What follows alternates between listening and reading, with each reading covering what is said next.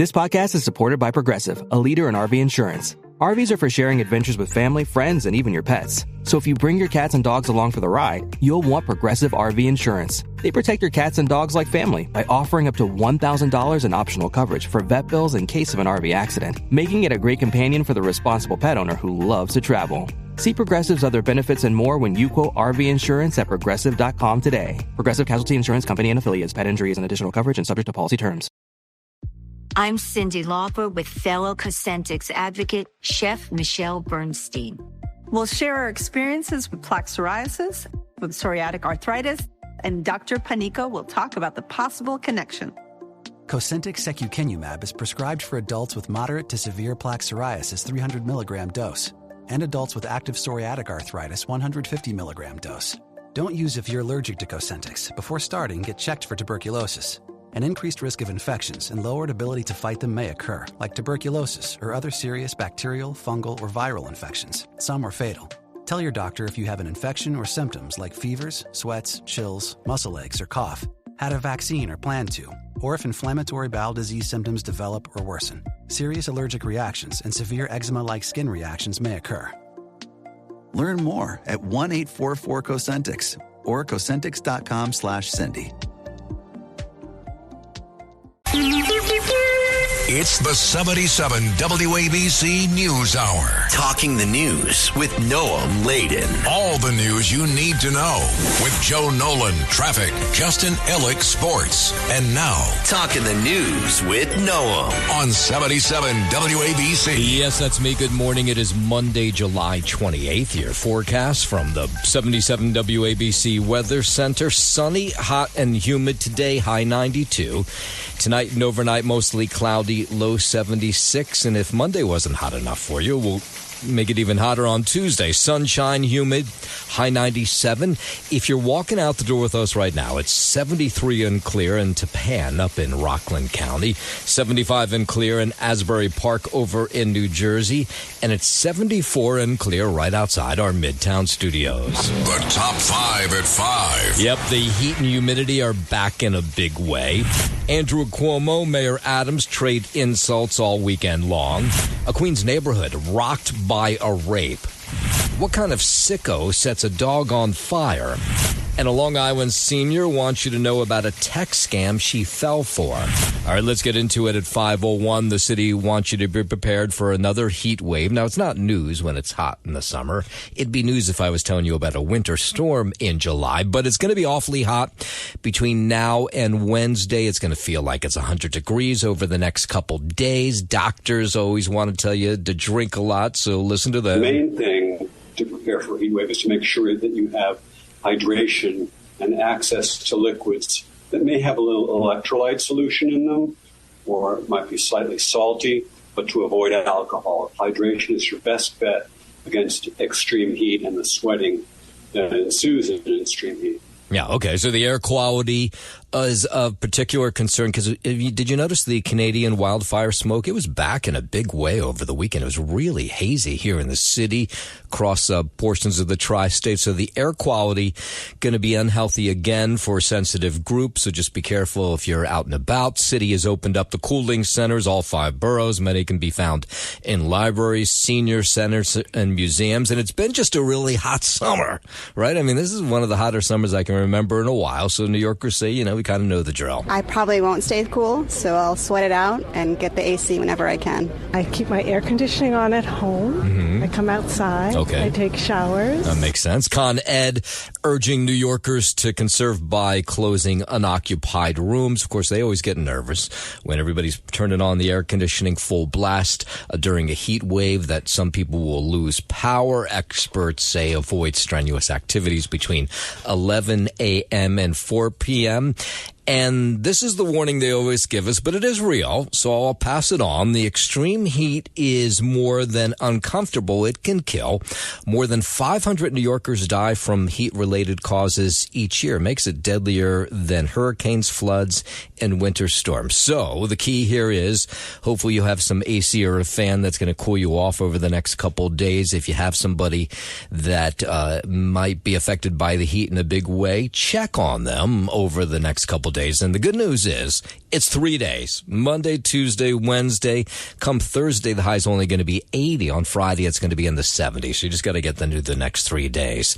There was another ground delay at Newark Airport yesterday due to staffing issues. It caused some arriving flights to be delayed. Others were just outright canceled.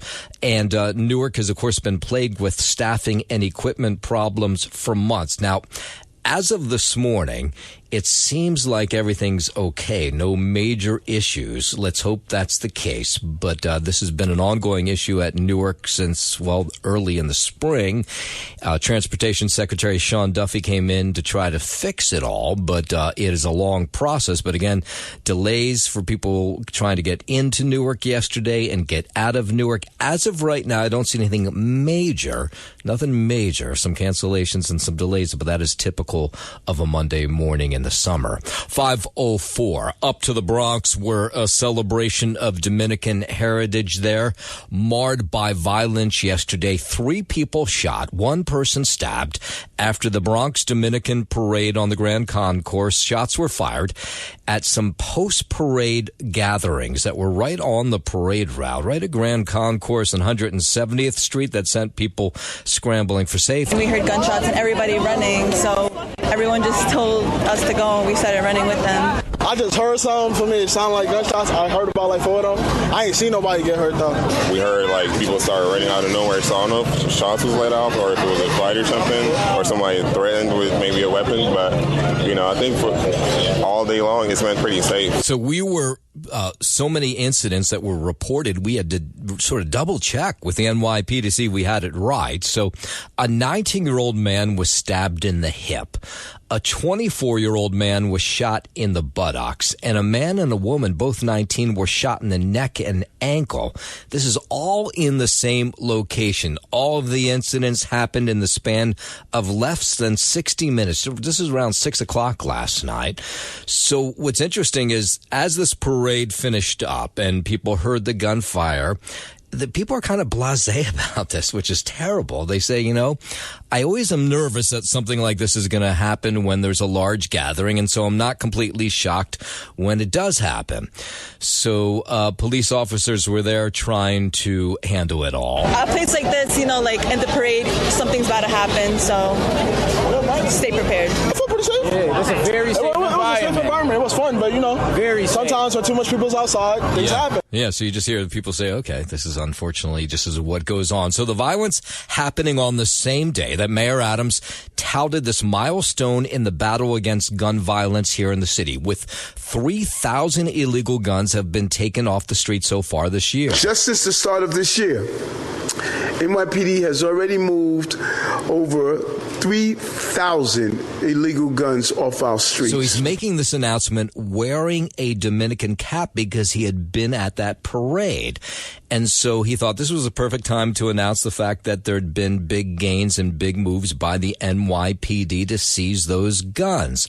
Here's the DA in the Bronx, Darcel Clark. 500 of them in the Bronx. That's how many cases I've already started so far, and have over 1,000 pending gun cases. So I thank the men and women of NYPD who have helped me in that fight. But I also encourage my federal partners, and I've sat down with them, that they need to be a part of this as well. Police say the number of teenage victims and shooters still remains stubbornly high, and so they say they're not ready to claim outright victory yet, but they'll take these 3,000 guns off the streets. Here's Police Commissioner Jessica Tisch. We are at the lowest number of shooting incidents and the lowest number of shooting victims ever recorded in New York City. WABC News Time 5:09. A lot of the news in the Bronx over the weekend. This Bronx woman being charged now in the deaths of her newborn twins almost 5 years ago. It was a case that really hit the NYPD hard after the bodies of 2 baby boys just days old were found wrapped in brown paper outside of a building at College and Teller Avenues in the Claremont section of November of 2020. They have never let it go. They had 2 innocent children that were murdered in this back courtyard here. and not a day went by where they didn't think about it. Now, they thought they knew who was behind it, but they needed to sort of put the whole story together, and they have now. That's NYPD Detective Bureau Assistant Chief Michael Baldessano, who you heard there. He says advanced technology and forensic evidence led police to charge over the weekend 36-year-old Stephanie Castillo with murder and manslaughter. The perpetrator in this case resided on the 4th floor of this apartment building, and we believe that the babies were disposed of out the window. So she was the mother. The cause of death ruled blunt force trauma, and they believe she dropped her sons from a 4th-floor apartment. Police later named the babies Zeke and Zane and scraped money together to give them a proper funeral. You may remember that in 2020. 5:10. Morningside Hospital. I should be Mount Sinai Morningside Hospital. They have a woman who's lying in a bed there. They don't know who she is. And maybe even sadder, it doesn't seem like anybody's looking for her. Hospital officials say the woman, apparently in her late 50s, was found in April on a bench at a bus stop at 125th Street and Lenox Avenue in Harlem. She's apparently known in the area and may go by the name Pam. In a news release, the hospital said she dresses in black and typically hides her face. The hospital has posted a photo of the woman, hoping someone will recognize her. I'm Larry Kofsky, NBC News Radio. Police say two 17-year-olds now facing charges for attacking 3 NYPD cops in Coney Island. Cops say it happened near Surf Avenue and Stillwell Avenue. Police got a call that there was an assault and a fight going on, and when they got there, they found 2 groups going at each other. Cops say 2 officers were punched in the face and chest as they tried to break it up, and the other officer was hit in the head with something and got a cut. The teen boys were charged with resisting arrest, disorderly conduct, as well as assault on an officer. I'm Lisa Salvati. WABC News Time 511. Let's go out to Michigan. Maybe saw this major stabbing episode inside a Walmart in Traverse City, Michigan. This was on Saturday. The Grand Traverse County Sheriff says that Bradford Gill was arrested facing charge of terrorism and 11 accounts of attempted murder. He stabbed 11 people in this Walmart. They still don't really 100% know why. At the time of the deputy's arrival, multiple citizens, including one who was armed with a pistol, were confronting the male suspect in the parking lot and preventing him from harming further people and leaving. The victims range in age from 29 to 84 years old. One patient has been released from the hospital. All are expected to survive, but some are in worse shape than others. During the incident, 11 individuals were injured by the suspect. The weapon used was a folding knife with a 3.5-inch cutting blade. And there's this dramatic video of this heroic Walmart shopper who was armed with a gun confronting this knife-wielding maniac moments after he allegedly stabbed 11 people inside that Walmart. He's the one, and you'll see this cell phone footage of him pointing the gun at the guy and saying, "Drop your weapon," and eventually he does and holds him there until cops arrive. 5:13. FAA investigating after a Southwest Airlines jet made an abrupt descent to avoid a mid-air collision. Happened shortly after the flight took off from Las Vegas. It was headed to Burbank, California. Felt a significant drop for about 2 seconds, so I thought it was just bad turbulence. And then maybe 3 seconds after that, the plane just was in a free fall. That's one of the passengers on the flight who said the free fall lasted about 8 to 10 seconds. Everybody panicked. People were screaming. It was pandemonium. People thought the plane was going down. It was pretty wild. Yeah, 2 flight attendants being treated for injuries. Southwest went on to land safely, thankfully, in Las Vegas. 5:13, President Trump celebrating the announcement of what he calls the biggest deal ever made, a new trade deal with the European Union that will set tariffs at 15%. Correspondent Nick Harper has more. It's lower than his threatened 30% figure, but certainly not the tariff-free rate the EU chief Ursula von der Leyen had been hoping for. It will bring stability. It will bring predictability. That's very important for our businesses on both sides of the Atlantic. Not included, though, is European steel and aluminium. That faces 50% duties. nor pharmaceuticals. So the 27-member EU has agreed to purchase $750 billion worth of energy, $600 billion worth of investments in the U.S. The deal ends months of uncertainty surrounding America's largest trading partner. The president celebrating this over the weekend. So we have good news. We've reached a deal. It's a good deal for everybody, I believe. And I think you were saying this is probably the biggest deal ever reached in any capacity, trade or beyond trade. It is. We have a trade deal between the two largest economies in the world. And it's a big deal. It's a huge deal. It will bring stability. It will bring predictability. That's very important for our businesses on both sides of the Atlantic. A big announcement from the president. I think it's great that we made a deal today instead of playing games and maybe not making a deal at all. I think it's, I'm going to let you say, but I think it's the biggest deal ever made. All right. In a moment, we will get you the latest on the Epstein files, this interview with Ghislaine Maxwell. But first, 5:15, let's head over to the 77 WABC Sports Desk. Happy Monday. Good morning, Justin Eller. Happy Monday. Good morning to you, Noam Laden. We'll start here in the Bronx. Yankees snapped a 4-game skid and avoided a sweep with a dramatic 4-3 win over the Phillies. Newly acquired Ryan McMahon ripped a 2-run double to tie it at 2, followed by an Austin Wells sacrifice fly and an RBI single from Trent Grisham to cap a 4-run frame and grab the lead. Carlos Rodon got the win, 5 1/3 innings, 8 strikeouts, despite surrendering 3 solo shots. He kept the damage manageable, and the Yankees in it throughout, making way for the bullpen to do its job. Jonathan Loaizaga, Luke Weaver, Tim Hill, and closer Devin Williams combined for 3 2/3 shutout innings, with Williams earning his 16th save and striking out 2 in the 9th to seal it. Up next for the Yankees, who now sit 5.5 games back of the Toronto Blue Jays for first place in the AL East. They'll welcome in the Tampa Bay Rays for the opener of a 4-game series tonight. The rookie Cam Schlittler will get the start in what will be a 7:05 p.m. first pitch from the stadium. In San Francisco, Ronnie Mauricio and Juan Soto homered in the 7th inning, and the Mets beat the Giants 5-3 to match a season best with their 7th straight win. Jeff McNeil also doubled twice to help the Mets complete a 3-game sweep and extend their NL East lead to 1.5 games over Philadelphia. Jose Budo, the first of 5 Mets relievers, retired 3 batters for the win. Gregory Soto pitched a perfect 7th in his New York debut, and Diaz worked the 9th for his 23rd save. Starter Kodai Senga walked 5 5 innings. He allowed 3 runs and 4 hits. Up next for the Mets, Frankie Montas will get the start in the opener of a 3-game series tonight against the Padres. First pitch is scheduled for 9:40 p.m. from San Diego. And we're sticking with baseball here. National Baseball Hall of Fame ceremony took place yesterday. 5 new members of baseball's hallowed institution. And after and during the baseball tradition known as a rain delay, Noam Laden, the 5 speeches. I don't know why they don't have an option ever to put this thing indoors. Yeah, why don't they tent the thing? Yeah. And they never do it. And it's rained like several times in the past, and they always feel the need to do it out on this big lawn. It's nice. When it's nice out, it's nice.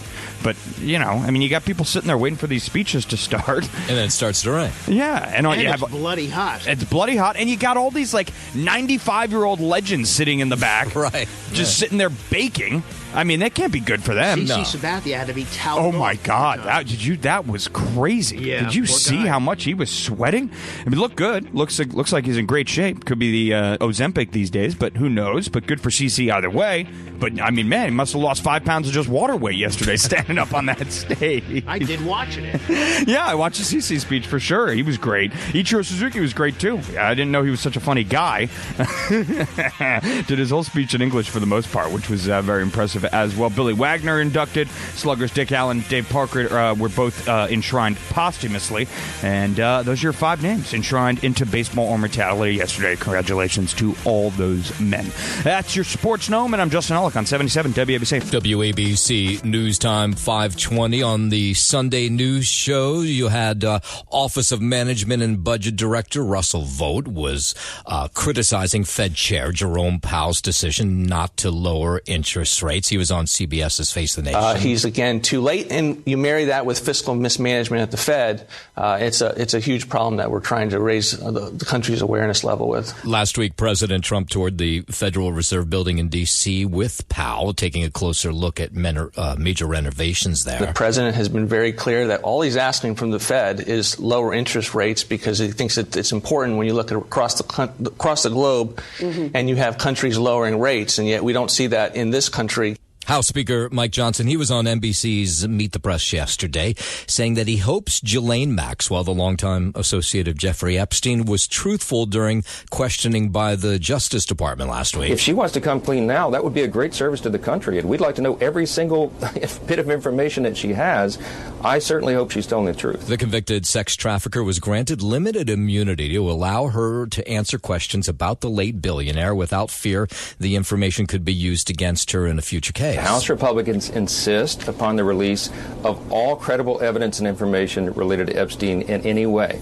But we are also insisting upon the protection of innocent victims. Maxwell's lawyer says she answered every single question, including questions about 100 different people that were linked to Epstein. Meanwhile, lawmakers across the country continue to call for transparency regarding the Jeffrey Epstein files. And in an interview with ABC's This Week, Democratic Congressman Ro Khanna says it's time for these files to come to light. I think at this point, though, what the American people desperately need is for all of the evidence and the files to come out so they can decide for themselves. California Democrat was joined by Republican Congressman Thomas Massie of Kentucky in co-sponsoring a bill that would force a House vote to release the Epstein files. It has the force of law. It's not a subpoena. It's not a pretty please, would you release the files? It's the force of law. Won't happen anytime soon as the House is on a summer recess. 522. Let's go overseas. Israel allowing foreign countries now to airdrop aid into Gaza as the Palestinian hunger crisis worsens. Here's correspondent Rafe Sanchez. The Israelis are now agreeing to allow aid to be dropped in by parachute by other countries. We expect it to be the United Arab Emirates, Jordan, some of the other nations that we've seen doing this in the past. Israeli officials say the airdrop's expected to be carried out by Jordan and the United Arab Emirates started yesterday. Israel also said that the World Central Kitchen is going to renew efforts to provide food to Palestinians after pausing operations back in November. We are now at the point where children are starving to death in increasingly large numbers. The images coming out of Gaza unbearable, the emaciated bodies of these kids being held by their parents. UN emergency relief officials again calling for an immediate ceasefire as aid groups warn of starvation. President Trump says the U.S. will ramp up aid to Gaza in response to the crisis as well. The U.S. is going to do more aid for Gaza, but we'd like to have other countries participate. We're going to mention that to the European Union today. That's an international problem. Israeli Defense Forces announced yesterday they're starting what's a tactical pause of military operations in Gaza so that humanitarian aid convoys can reach the Palestinians. 524. Let's bring it back home down to Louisiana. A manhunt continues in Louisiana after an inmate was released by mistake at the Orleans Parish Jail. Even though it was a mistaken release from custody, you are on notice, you are a fugitive. I'm going to ask that you turn yourself in. Now, if this story sounds kind of familiar, it is in some ways. This happened at the exact same New Orleans jail that 10 inmates escaped from in May. The Orleans Parish Sheriff says the mistaken release this time of Khalil Bryan was the result of a clerical error. It turns out the two inmates share the same last name. Now, can you imagine being Khalil Bryan, not knowing that they made this mistake, but then telling you that you're going to be released, and you're like, hey, now. And this was definitely a human error, so we know that. The folks who were on duty will be called in to be questioned. That's going on right now. We'll find out exactly what did happen because we don't know. Yeah, embarrassing for that jail. Police say a Royal Caribbean crew member stabbed a fellow crew member during a cruise to the Bahamas and then died after jumping overboard. The Royal Bahamas Police Force says it happened Thursday night a few hundred miles off the coast of the Bahamas. In a statement, Royal Caribbean said, "Our crew immediately initiated a search and rescue operation, but unfortunately the crew member passed away." They revealed no further information, but police claimed that a 35-year-old South African man stabbed a 28-year-old South African woman multiple times and then jumped into the water. The woman survived. I'm Lisa Taylor. 525. Let's go out to California, where a man accused of committing lewd acts in public in Burbank, California, behind bars on suspicion of doing it again. This woman was victimized by this man in a bookstore in Glendale back in 2023. So she was shocked to see that he was back on the street doing the exact thing he did in 2023. I didn't realize he was so close to me until I heard like his jewelry or something. He sounded extremely close to me, so that's when I turned around and noticed that he was right under me. Under me. This guy's really creepy. So he's accused of sniffing women's rear ends. And that's what he was arrested for in 2023. And now he's been arrested of doing the same thing a second time following a report of him loitering in the women's department at Nordstrom Rack. I kind of backed away and I went into a different aisle and just started looking at the footage. And that's when I realized that he was smelling me and he smelled another person in the store. Yeah, so this woman says, wait, he was arrested for this in 2023 and now he's doing it again. Why'd they release him? It's honestly infuriating because they know that he does this. He's done this for 13 plus years. So they know what he's going to do when they release him again. So it's just negligence and it's disgusting. Like, it's really disappointing that the justice system allows this. Yeah, well, he's picked up again, arrested again. It's the 77 WABC News Hour. Talking the news with Noam Laden. All the news you need to know with Joe Nolan, traffic, Justin Ellick, sports. And now, Talking the news with Noam. On 77 WABC. Yes, that's me. Good morning. It is Monday, July 28th. Your forecast from the 77 WABC Weather Center. Sunny, hot, and humid today. The high going to be 92. Tonight and overnight, mostly cloudy, low 76. And then Tuesday, sunshine, humid, high 97. So it's a 3-day heat wave. Monday, Tuesday, Wednesday, we're going to be in the 90s, hot and humid. You're going to be miserable walking outside. Come Thursday, though, the high is only going to be 80. So hold on. If you are walking out the door with us right now, it's 73 and clear in Tappan up in Rockland County, 75 and clear in Asbury Park over in New Jersey, and it's 75 and clear right outside our Midtown studios. Let's go out to Queens, where a young woman recovering following a terrifying attack in her apartment Saturday. Cops say a man sexually assaulted her before taking her bed sheets and running out of the apartment. Residents in this building, it's on 94th Avenue in Jamaica. There's a doorman in this building, so they're wondering how this guy got in. I can't believe this. I can't. In my building. I'm like in shock right now. I really am. That's horrible. That's horrible. I'm disgusted. Police telling us the 23-year-old victim woke up to this terror, to this creep, at 4:30 a.m. on Saturday. This unknown man had somehow gotten to her apartment and then raped her. She was taken to a Queens hospital, listed in stable condition. Detectives have not found this guy. Where's the doorman? How'd they get in, especially at that time? I don't know why somebody would do that. I hope they catch him. Did they catch him? No. I hope they catch him. Yeah, so the attack has left many of these building residents stunned because there's cameras everywhere and there is a doorman. So hopefully the surveillance cameras captures good pictures of this guy and they'll be able to find him quickly. 5:40 while we're in Queens, a 22-year-old man vanishing as he was swimming on the water off Far Rockaway Saturday. This was 6 o'clock after lifeguards were off duty near Beach 20th Street. NYPD launched drones to search for the man as a scuba team entered the water. Searchers returned to the scene yesterday, but so far have not located this individual. 5:41.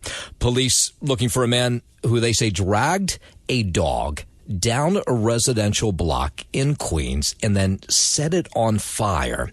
Now, I'm not clear why we're only hearing about this story now, because it took place last Thursday around 5 a.m. This is near 128th Street and 116th Avenue and South Ozone Park. Neighbors shared surveillance video where you see this man dragging this dog on a leash behind him. Police say he then pours some sort of accelerant on the dog before lighting it on fire. This is scary because we have animals. We all have dogs, and the dogs goes outside and the dogs walk. You know, I had cats. then it's kind of like scary go outside. Yeah, this guy's a real sicko. In a neighborhood where many people know each other and many have pets, of course, there's a great deal of fear and horror. And Republican candidate for mayor Curtis Sliwa is going to hold a press conference at the scene of this crime a little bit later today. WABC News Time 5:42, where we're talking about Curtis Sliwa and the race for mayor. Let's get into it. Andrew Cuomo, Eric Adams trading insults over the weekend. The two independent candidates taking aim at each other Sunday about their past.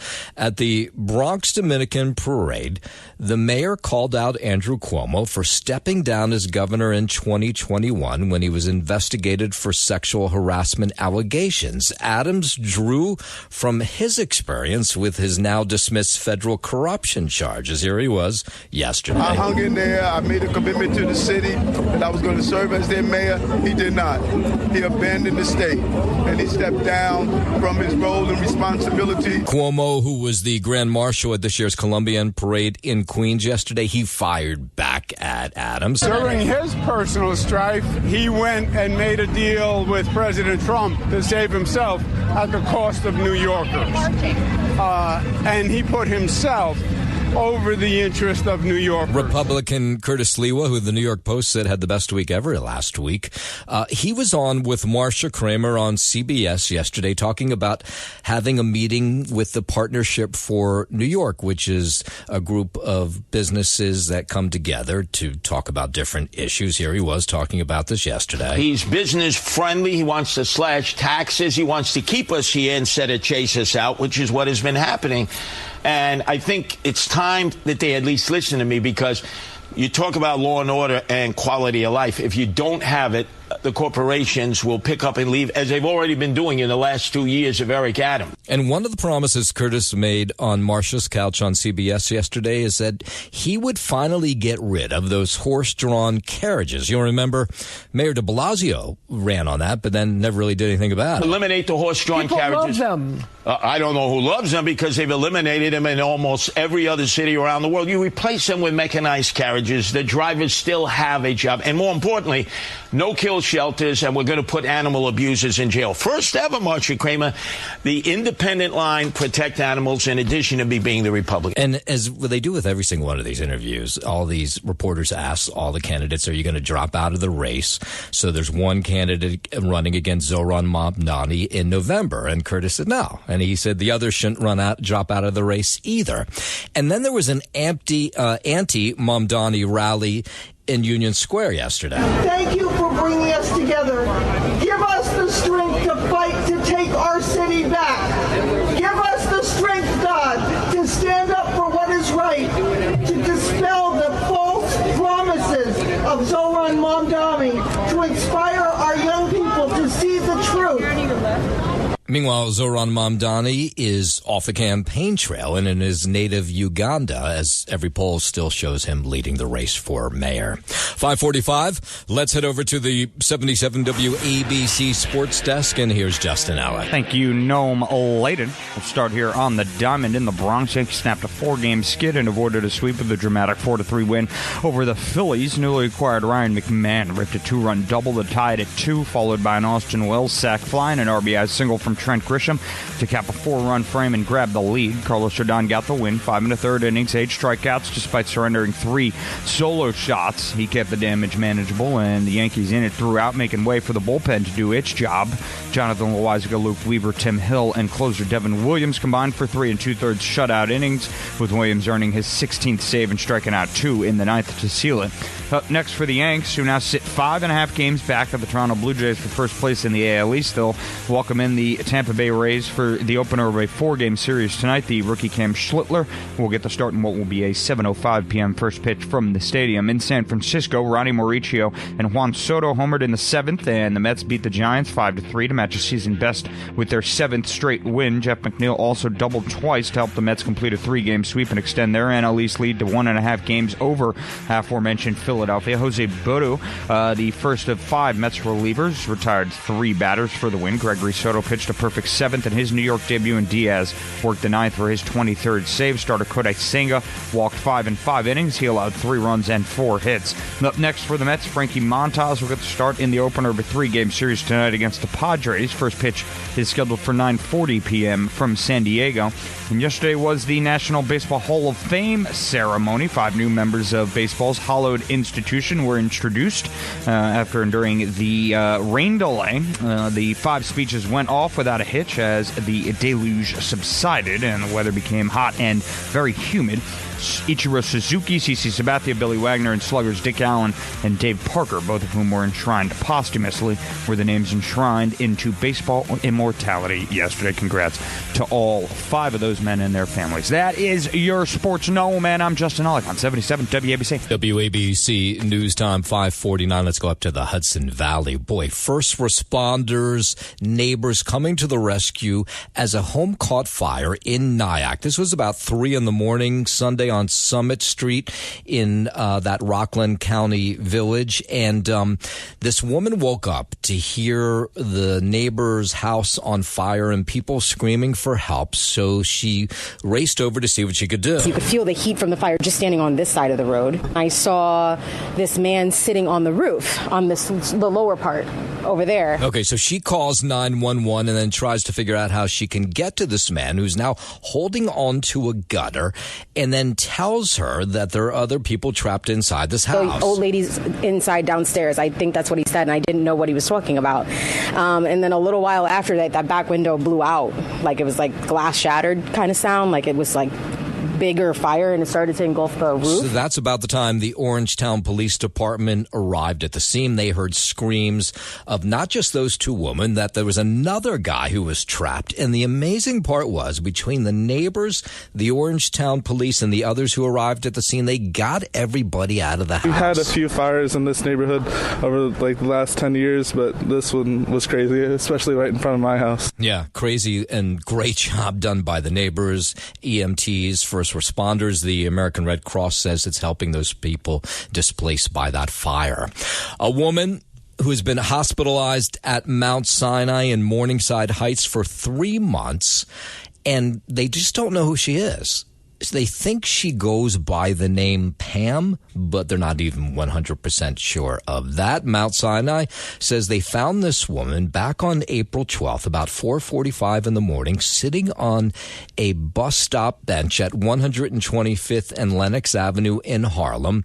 A bystander at that point had called 911 to say this woman did not look well. They came, they picked her up, they brought her to the hospital. Hospital staff think she goes by the name Pam, and that she usually dresses in black and hides her face. Now, how they know that, I do not know, but she speaks English. She's 5'8" inches tall, 170 pounds. We'll put a picture up of her at WABCRadio.com. She looks to be in her 50s. The sad part is it doesn't seem like anybody's looking for her, but they don't know who she is.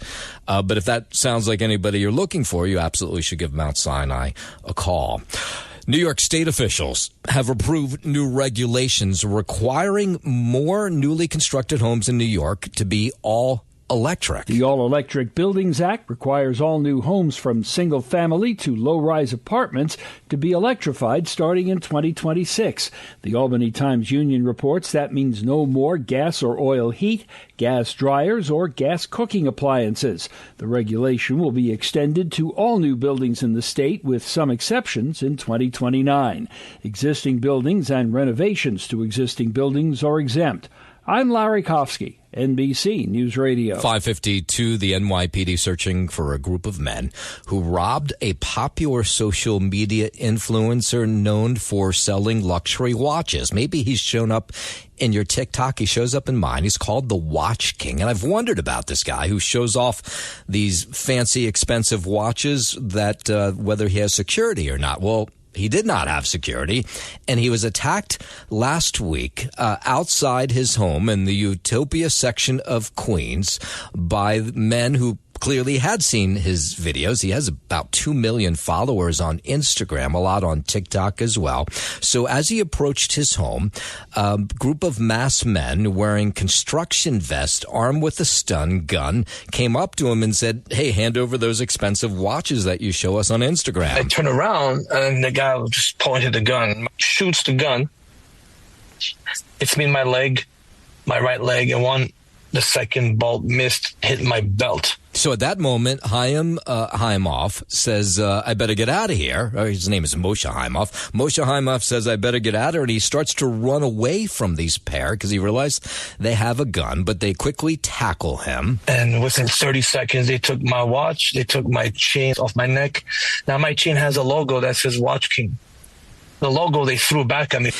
Yes, so he lost a $550,000 watch. He sells his jewelry in the Diamond District here in Midtown. And now you may not be shocked to hear that he decided it's probably a good idea, since I'm on TikTok and Instagram showing off really expensive watches and even telling you where I work, that maybe I should have some security follow me around. God gave me a second chance in life, and I'm grateful. But I'm just going to go stronger and better. I'm going to keep on putting content. I'm going to keep on talking about what I do. I'm going to keep on going. Yeah, he says he's not going to take any of his videos down. He says he'll continue to produce some of those. 554 out to Long Island, where a Port Jefferson Station woman says scammers bilked her out of $15,000. Lucille Dale Leader, she's 78 years old. She says she received a text last month from someone claiming they were from Apple, and that she was getting fraudulent charges on her Apple Pay account. I've gotten these texts before, and you just delete them. But she thought this was real. She says she got a phone call saying she needed to transfer her savings from her bank to a new account to avoid any further charges. And that's when she went to her bank. She withdrew $15,000 last week and handed it over to a man in a car who came to her home. She says the minute that guy drove away, she realized, oh, my God, I can't believe I fell for this scam. Everybody warns me about these things. So now she's warning everybody else about this. The more people I talk to, this is happening so often now, to seniors in particular. I thought I was smart enough, but I wasn't, and I just want to let other people know that this can happen to you. Apple Pay never going to reach out to you via text, by the way.